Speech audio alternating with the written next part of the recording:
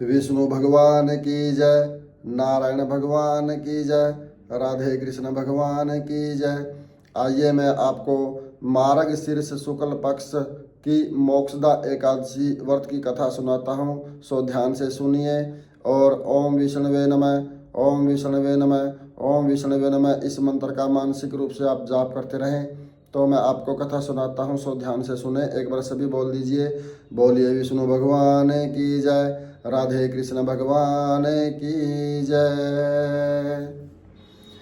भगवान मुरली मनोहर के मुख से एकादशी के महात्मा को सुनकर धर्मराज युधिष्ठिर ने हाथ जोड़कर कहा, मार्ग शीर्ष शुक्ल एकादशी कथा को सुनाने की कृपा करें। धर्मराज युधिष्ठिर के ये विनम्र वचन सुनकर आनंद कंद मुरली मनोहर ने कहना आरंभ किया, अब मैं आपके सामने मोक्षदा नाम वाली मार्गशीर्ष शुक्ल एकादशी व्रत की कथा कहता हूँ, सावधान होकर सुनो।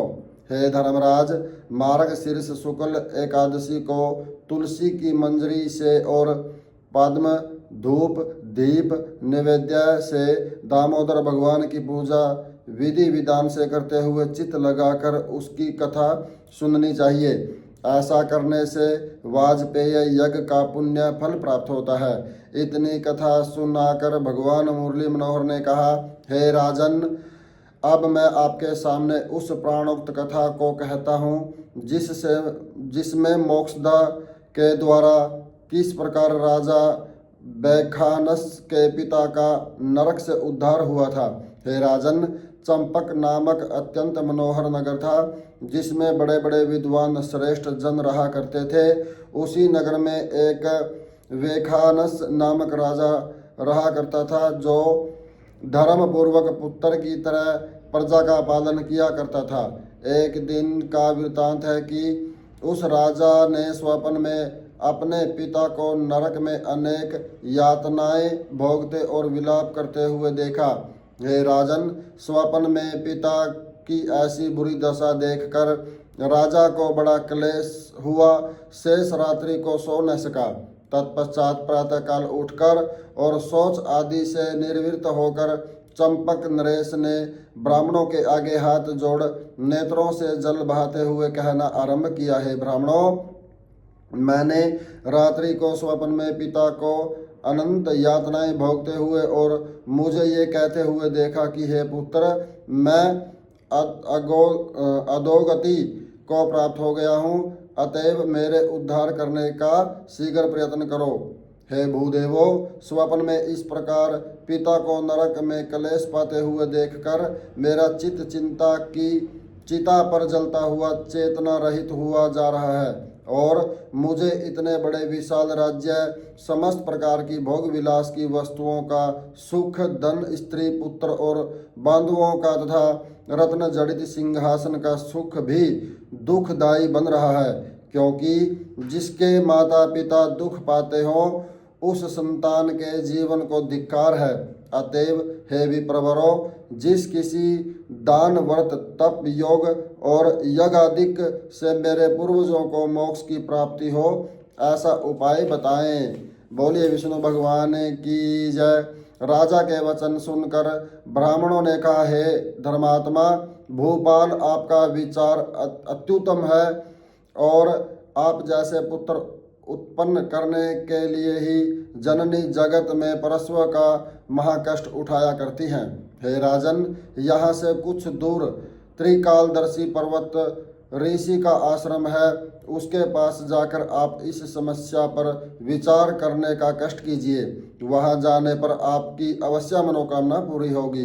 ब्राह्मणों के वचन सुनकर वह धर्मात्मा राजा ब्राह्मणों और मंत्रियों को साथ लेकर महात्मा पर्वत मुनि के पास जो ही पहुंचा, त्यों ही वहां 7 आकृति वाले अनेक ऋग्वेदी, यजुर्वेदी, सामवेदी, अर्थववेदी ब्रह्म वेणों को अध्ययन न करते देखा। उनके बीच में बैठे हुए पर्वत मुनि साक्षात ब्रह्म की तरह दिखाई दे रहे थे। तब राजा ने हाथ जोड़ उन्हें साष्टांग प्रणाम किया। राजा को प्रणाम करते हुए देखकर मुनि ने उनको आशीर्वाद देते हुए राजा का कुशल समाचार पूछा। तत्पश्चात राजा ने कहा, हे मुनि, यद्यपि आपकी कृपा से राज्य में सब और सुख शांति का साम्राज्य है, परंतु फिर भी एक ऐसा विघ्न आकर उपस्थित हो गया है कि जिससे मुझे समस्त राज्य का सुख मिट्टी के समान ज्ञात हो रहा है। अतएव उसी कष्ट के निवारण के लिए मैं आपकी सेवा में आकर उपस्थित हुआ हूँ।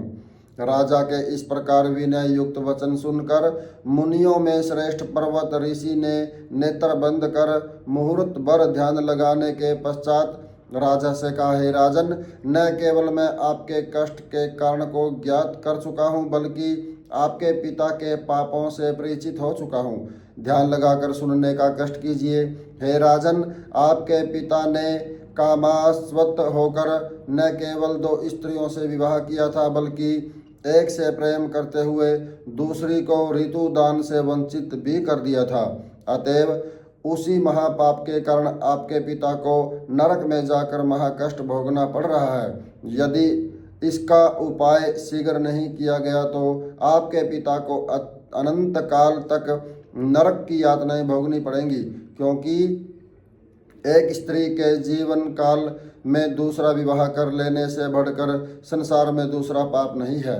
हे धर्मराज, महामुनि के यह वाक्य सुनकर राजा वेखासन ने हाथ जोड़कर प्रार्थना करते हुए कहा, हे धर्मयज्ञ, जिस दान धर्म और व्रत आदि से मेरे पिता का उद्धार होगा, उसे कहने की कृपा कीजिए, क्योंकि पिता के नरक में जाने का हाल सुनने के पश्चात मेरे कष्ट का कोई ठिकाना नहीं रहा है।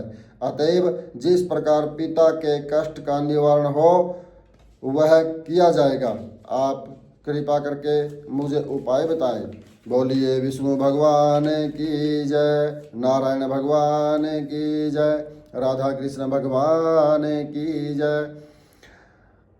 की इस प्रकार प्रार्थना सुनकर पर्वत मुनि ने कहना आरंभ किया, हे राजन, इसके लिए आपको मार्गशीर्ष शुक्ला एकादशी का व्रत विधि विधान से करते हुए यह प्रतिज्ञा करनी होगी कि न तो प्रथम स्त्री के जीवन काल में दूसरी स्त्री से विवाह करूंगा और न प्रजा के किसी पुरुष को ऐसा करने की आज्ञा दूंगा। यदि किसी दुरात्मा ने ऐसा करने का दुस्साहस किया तो कठिन दंड दिलाने का प्रयत्न करूंगा। हे राजन, ऐसा करने के पश्चात आपके पिता न केवल नरक से निकल जाएंगे, अपितु भगवान की कृपा से सुरपुर में जाकर अनंत सुखों के स्वामी बन जाएंगे। हे धर्मराज, मुनि के ये वाक्य सुनकर और उन्हें दंडवत प्रणाम कर राजा अपने नगर में आ गया। तत्पश्चात मुनि की बताई हुई प्रतिज्ञा करते हुए राज वेखासन ने जो ही मार्गशीर्ष शुक्ला एकादशी का व्रत किया, त्यों ही उसका पापी पिता अपने पापों से मुक्त होकर उसे आशीर्वाद देता हुआ दिव्य रूप से स्वर्ग को चला गया। अतः जो मनुष्य मोक्षदा एकादशी का व्रत करेगा वह अपने कुटुंब सहित समस्त संसारी सुखों का उपभोग करता हुआ अंत में मोक्ष को प्राप्त होता है।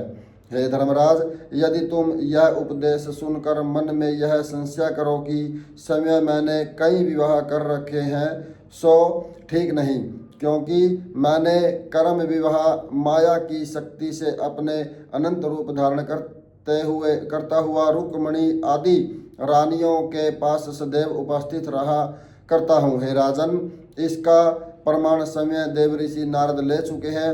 अतएव जो मेरी तरह अपने अनंत रूप धारण करने की शक्ति रखता हुआ अपनी समस्त पत्नियों को स्वप्न में भी किसी प्रकार का कष्ट नहीं देने की शक्ति रखता हो, यह काम की इच्छा के लिए नहीं बल्कि किसी असाधारण कार्य की सिद्धि के लिए पत्नी के जीवन काल में अन्य विवाह कर सकता है, क्योंकि काम की तृप्ति के लिए अधिक विवाह करना अपयश और नरक को प्राप्त करता है।